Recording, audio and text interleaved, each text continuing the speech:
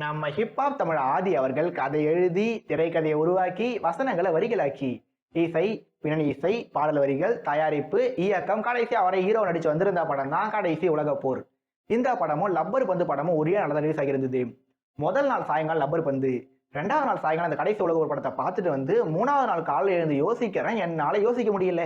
ஏன்னா லப்பர் பந்து மாதிரி ஒரு எக்ஸ்ட்ராடினரி படத்தை பார்த்துட்டு இந்த கடைசி உலக போர் மாதிரி எதுக்கு வந்திருக்குன்னே தெரியாத ஒரு படத்தை பார்த்து நான் அடைந்த வருத்தத்தை என்னால் வார்த்தைகளை விவரிக்க முடியாது.